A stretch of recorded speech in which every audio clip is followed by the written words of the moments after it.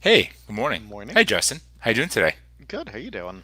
I'm doing pretty good. I'm here at the Valiant office, so it's kind of exciting. Very nice. We're here. We're doing our thing, and today we have a really kind of I say an interesting live stream because there's a lot of stuff about it that's misunderstood, and people kind of get afraid of it. We're talking about some of the one-time passwords, how they operate, how they work, and it's part of a deeper series about identity we're working on. That's Hmm. going to culminate in our live stream. I'm sorry, a more in-depth webinar that we put together. And but before we get to dive in, I want to say thanks to everyone who likes and subscribes, checks out on YouTube, gives us comments, questions, and you know feedback, for lack of a better way of putting it. And one kind of announcement we're doing just because we want to have some consistency and some just a I think a better uh, people who want to join live. We moved our live streams to Thursday mornings, so they're going to be Thursday mornings at 10:30, like this stream, Hmm. going forward. And then it will culminate in our webinar series. We kind of do it. We'll put together kind of some content around building live streams and putting it together into like a cohesive webinar.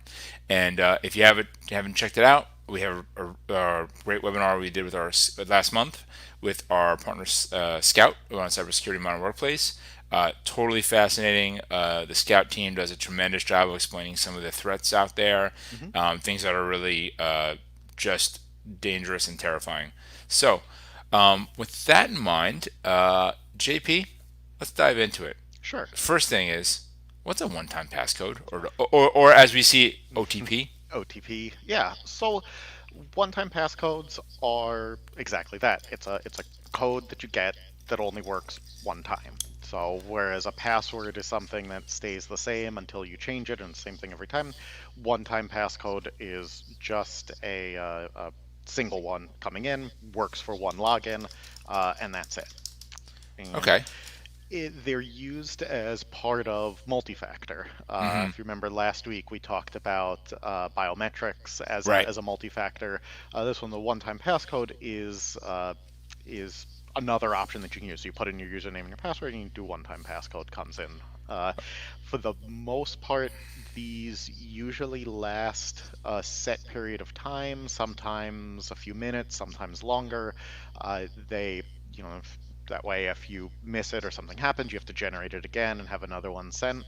Right. And they're usually sent in one of two ways: SMS, text messages, or email. So you think What? about any time you've logged into anything Right. where you get that text and you have to put it in. I mean, like a Banking bunch of used a lot. banking, Banks, tons of apps insurance, do everything. that Yeah. to verify your phone, that it's the right phone. Right. Things like that. Those are all one-time passcodes, and Right. depending on the settings for it, sometimes you have to do it every time. Sometimes you only have to do it Right. uh, just the first time when you set up an account. Just to be clear, you also a lot of times get one-time passwords when the first time you set up multi-factor, Hmm. so that you have them. Sometimes you do Google or Amazon, Azure or Microsoft. What are those? Those are like the one-time codes, right? Those are your like emergency codes. Just really important that we kind of get those out there, I think. Yeah, that's yeah, when you set that up and you get those codes, that is yeah, a separate key that you can keep to store that you can use to log in. And yeah, it's just a very long password that you can do. And I think we'll dive into more of that next week when we talk about the time-based one-time Oh, cool, codes, awesome. which are also very cool, very interesting stuff. Okay, great. So now we kind of say, all right, it's one-time password. You only use it once. It happens. Um, how does it work? What does it do? Like, what is Yeah. it like? What's the mechanics of it? Yeah. So, if you remember, again, last week we touched on this a bit, the different factors that we use for authenticating, for proving that you are supposed to have access. The most common ones are something that you know, which is like a username and password. You know what it is. Something that you are, which is the one we did last week, biometrics, so fingerprint, eye scan, those things, Mm-hmm. or something that you have, which is proving that you have access to something. This could be like RSA token type thing, Mm-hmm. the physical keychains that have numbers on it. This could be authenticator app. This could be access to your email account. This could even be, think about the old school nuclear missile, turn the two keys at the same time. That's something that Right. you have because it's a physical key. And Right. in this case, the one-time password falls into something that you have because it's going to something that you're using to authenticate. You're saying I have access to the email account that was pre-set up. I have access to text messages that were sent, and to prove that, I have the key that was sent from it. These, and I think it's important to kind of like to say this to kind of point out these aren't really new. This like one-time password or things aren't particularly new in this, Hmm. themselves, right? I mean, No. if you ever worked in finance in the past, or payroll, kind of sensitive information, you used to have these RSA tokens, which Hmm. use a time-based one-time password, and there's a bunch of different systems out there. So, Yeah. you know, The newer piece for it is using email or text as that, as opposed to a specific hardware thing right, specifically for it. And that gives you the flexibility of having multiple accounts. So I can use my same number, my same email address, or my same text number for Facebook and for Valiant and for other stuff, all using the same right. one, not having to have a separate token for all of them. Right. You really So want what to. happened? Yeah. I'm sorry. Go ahead. I was No, saying you just want to balance that. Instead of having a separate piece of hardware, you want to balance it from the convenience of having the phone with you, which right. pretty much everyone has with them at all times at this point. Yeah. So it's really important. So, yeah, I want to run through just a little bit of how the process works, which Sure. is fairly straightforward. So, first you go to the service that you want to log into, and then something can be just about anything. There's a great website that we've put up before that tells you whether or not sites support MFA and what kind. But assuming that it supports it and you're set up, you log in with your username and password. Once you've logged in with your username and password, the system knows, like, okay, you've pre-set up that your email address is this. So it will then send a code, generate a code, and send that code to that email address, or SMS, due to either one, whatever you have configured. Then once you get that code, uh, you know, sometimes takes a minute or two, depending, but once you get it, you can look at the code and then pop that code back into the website, into the form. It says, okay, that matches, and great, you can log in, and you're logged in and on your way. That's great. Pretty convenient. Pretty Hmm. easy to use. I mean, obviously, it's not infallible, but it's a pretty big step up because there's some control factors Hmm. in there. Yeah, and So, that's yeah, really good point. Is that while this is especially so especially the SMS one-time passwords are not considered very secure. There's a lot of ways that SMS messages can be copied or spoofed so that they go to a different place or right, rerouted. It's uh, not the most secure way to set up two-factor. Email is a little better because of the potential, the potential of it being at least somewhat encrypted and having its right, own authentication to get into. But there are problems with email as well as being a way right. for that to work. So Um, yeah, yeah, mhm, exactly. I mean, I actually maybe step back a little bit and mhm. what's the role here? Like, why do we need the one-time passwords? Like, what does it help prevent exactly? Yeah, so the idea is that if you have just a username and password, the username and password doesn't change very frequently, and needs to be something that you remember. If somebody else has that username and password, they can log in and get access to your account.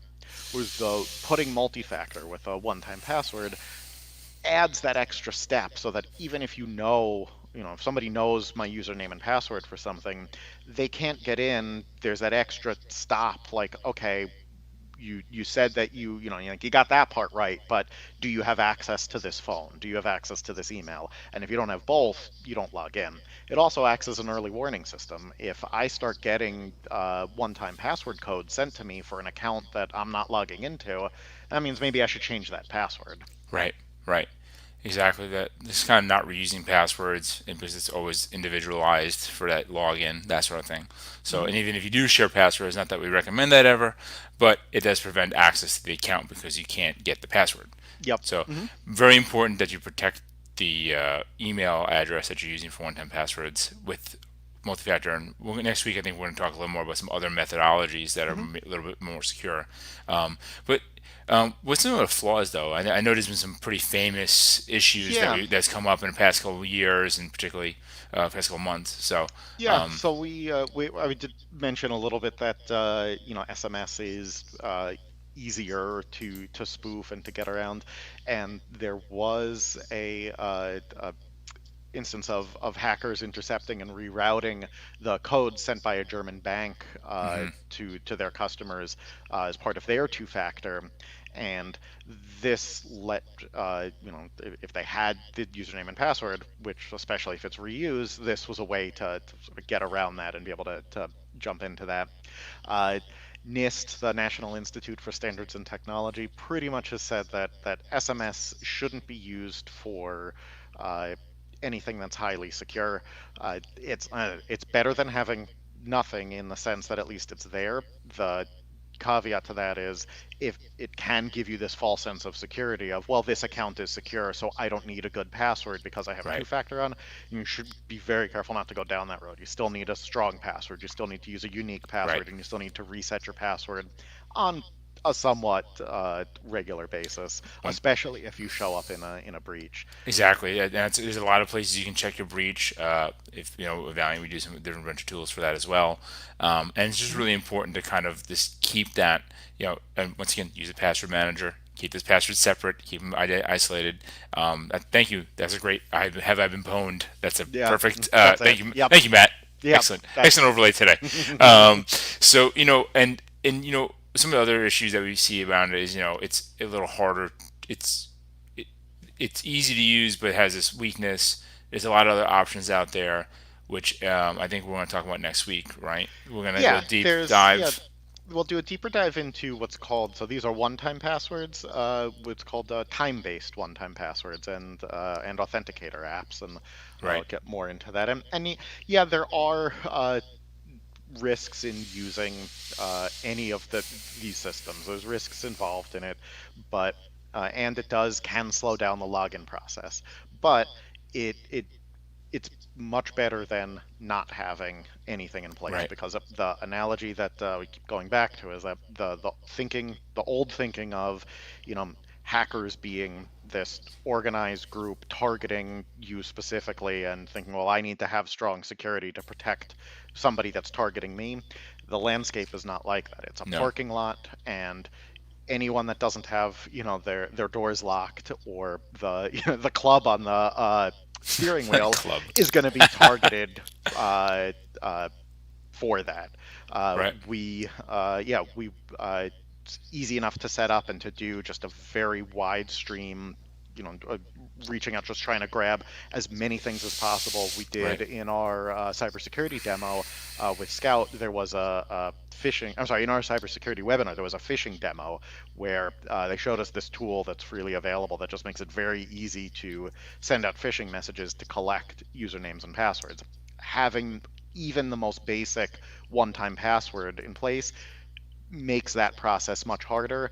And if somebody is sending out thousands and thousands of emails to try and compromise accounts, they'd rather move on from one mm-hmm, that is protected than spend a little extra time because there's exactly, going to be one that isn't. So exactly. it becomes just a basic thing that you can do that takes it one step further. Is it infallible? No, but it's the bare minimum to make you just that much more secure. Perfect. Awesome. Thank you, JP. This is really Yep. great. I really, I think this is a good basic stuff that kind of gets us building up towards our goal. And just to kind of recap it all, you know, one-time passwords improve security. They're not infallible, but they really help. Once again, it prevents you from being this opportunistic target. We're also doing a this month is October, and we're part of the National Cybersecurity Awareness Month. So Hmm. that's why we're doing this series, and we're trying to do the best pieces that can have the most impact for both our clients and viewers. So and part of that is we also have a free cybersecurity checkup. Just go to our website. You can fill it out. Matt can throw it up right there on the, and Hmm. you actually email Megan, who's our sales associate, mquick at thevaliantway.com. Schedule it with her. Get access to it. We can run through it with you.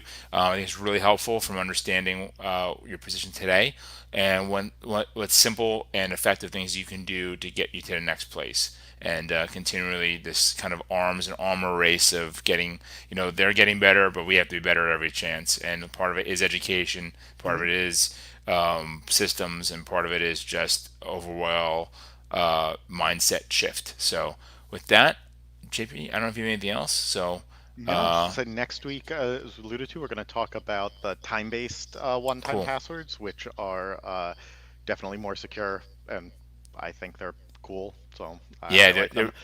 me too. And They're yeah, kind of fun. and authenticator apps Right. and how those work for multi-factor.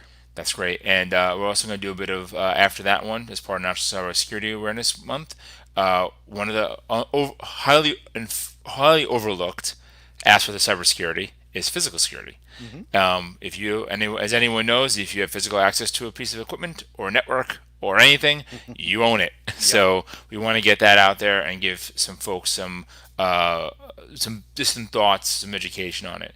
And so anyway, thank you so much, Justin. Please Thank you. visit us at thevaliantway.com. Share, and subscribe. YouTube or tutorials, all the stuff we have: YouTube, Facebook, LinkedIn, and if you have any feedback, questions, thoughts, comments, love to get them. We love to get hearing from folks. And thanks a lot for watching, and I appreciate it. I'll see Thank you you. next week. Thanks, See you guys Justin. soon. All right, bye now. Bye.